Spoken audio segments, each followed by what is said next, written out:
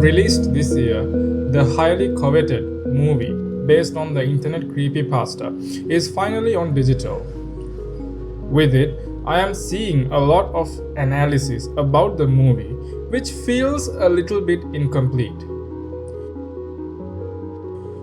I see a lot of theory crafting and extrapolation about the Backrooms, the nature of it, and other tidbits. While I loathe that pattern of consumption, usually stemming from fandom culture, I will gladly say that I am not above it. 10 Things You Missed in the Backrooms movie is unfortunately something I would watch. All of that being said, I am very pleased with how the Backrooms movie turned out. I had my doubts, and I knew that the director is young and somewhat inexperienced. Nevertheless, he managed to exceed my expectations and also do justice by the internet-born IP that is Backrooms. A lot has been said, and indeed, the movie is not coy with its themes and narratives. But I am completely enamored by the specific illustration, the nuanced portrayal of the Backrooms in the Backrooms movie. We have to go back just a little bit to properly ground ourselves and understand the origin and the general idea of backrooms as a concept in our current cultural milieu. Backrooms first originated as a prose with an image attached in the social media image board known as 4chan. While being creative in its own right, the post and its prose captured a very narrow but shared experience by many who were growing up in an economic backdrop rife with uncertainty. Most of us who were born after the 1990s, not hanging around to experience the golden age of middle-class life, were old enough to personally experience and also observe tangibly the insurmountable damage left behind by several once-in-a-lifetime economic crises. Commercial areas that used to thrive in a foregone prosperous decade were closed down, boarded up, and unceremoniously left behind. Many of the places that did survive the cresting and troughing waves of economic instability were left to restructure and cut back. A world dull and greyed out, hollowed out of hope, is something a lot of the younger generations got to casually experience. The inhospitable nature of a once booming market or a mall is omnipresent. Undeniably, without speaking or even sharing a culture or society, many of us who were born after the Great Prosperity instinctively understand what backrooms as a concept is trying to portray. The universally accepted portrayal of backrooms is an endless maze of haphazard built environment, illuminated with fluorescent light, eerily mimicking a closed-down mall or an abandoned office building. Endlessly expanding corridors and rooms are without rhyme or reason, sometimes with abnormal perspectives that defy reality.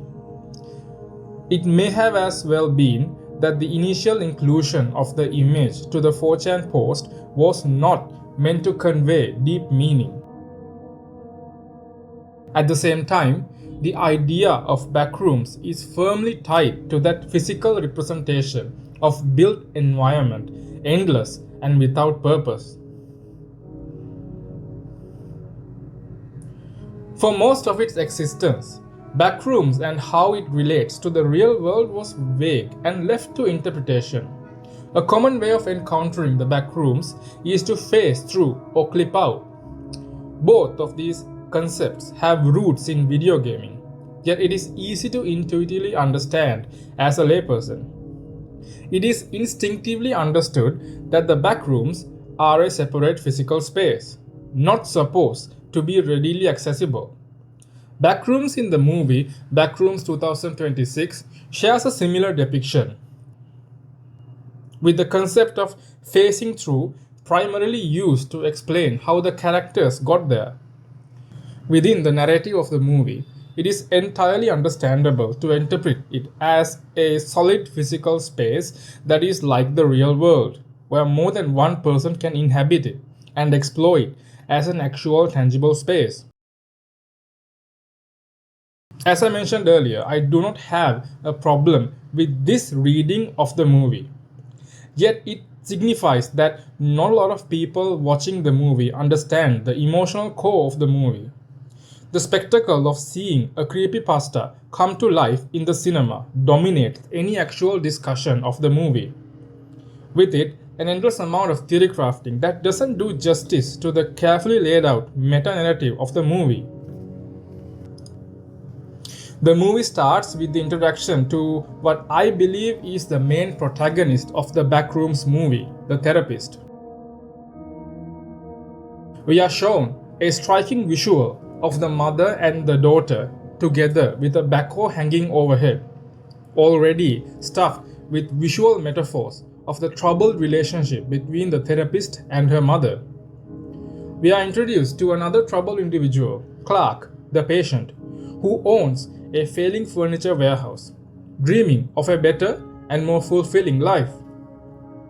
What we are meant to identify about both the main characters is that they are both deeply broken with the trauma they had to endure during their lives. What remains is a facade to seem normal and fit in, but they both have unresolved issues that affect them deeply. Clark has gone through a devastating separation with his spouse and is facing potential bankruptcy. He still dreams of becoming an architect of renown and sketches in his free time. The therapist, on the other hand, has unaddressed childhood trauma associated with her mentally ill mother. She craves release from her deep-seated trauma and maybe another chance at a healthy childhood. Something that I like about the movie is how it almost demands the audience to not view the backrooms as a separate physical reality, but also as a state of mind and an allegory for the narrative arcs of the characters involved in the movie. The basic reading of the backrooms as a separate physical space to be explored and full of danger is almost a prerequisite and is the most primary way of reading into the visual language of the movie. At the same time, it makes enough effort to portray the backrooms as a clever narrative device, to portray the metaphysical as physical. Your consciousness is a room full of memories that is constantly evolving. But as you walk through life, untrained minds can build walls, put up barriers to protect itself from the outside world. The movie is straightforward with its invitation to explore the backrooms not just as a physical space, but also as a metaphor for the troubled mind. An ever-expanding maze of imperfectly built rooms and corridors filled with imperfect clones of ourselves. Supporting this specific way of looking at the backrooms is that another group exploring the backrooms is the technology corporation, Gsync. The few bits of information we learn about Gsync throughout the movie is that they used to build MRI scanning equipment before being compelled to explore and study the backrooms. MRI machines are used commonly for scanning complex organs in the human body, such as the brain. While the movie remains elusive on the physicality of the backrooms, we are greeted with the heights of cinematic allegory in the entire movie. The patient, Clark, shows the therapist a mapped section of the backrooms, which we can generously interpret as the nature of mind. This represents the patient's desire to know more about himself and the true nature of his malfeasance. When the therapist, in their professional capacity, engages with the patient in good faith, we see the patient rushing back to get more proof of the said place. For sure, the backrooms have to be a real physical place for the story on the screen to make sense. Yet blurring the lines here reveals far more about the specific intentions of the narrative. The allegory can be pushed further. The final act starts with the therapist entering the backrooms. Is this a confirmation of the physicality of the backrooms? The backrooms are a fantastical manifestation of the malady the therapist was trying to treat in the patient. The fact that the therapist can inhabit the same space implies its physicality. Yet at the same time, it brings a new idea to light. The therapist and the patient both were damaged in similar ways that affect their lives in a similar way. The therapist crossing to the backrooms portrays the therapist coming into terms with this. She was attempting to treat the patient while she was suffering from the same kind of damage. In the final climax of the movie, we observe the vain attempt of the patient justifying their behavior and gaining a moment of clarity before it is ripped apart from them. The self within consumes the outside self. In the final scenes of the movie, the allegory comes full circle, with the therapist occupying the space of the patient. In other words, the therapist is subjected to a therapy session of her own. In the final moments of the movie, we see a quivering, defective copy of the therapist sitting alone in an empty room in the backrooms. As it turns out, she and the patient had a lot in common. Now, her defective self inhabits the same space as did the patient.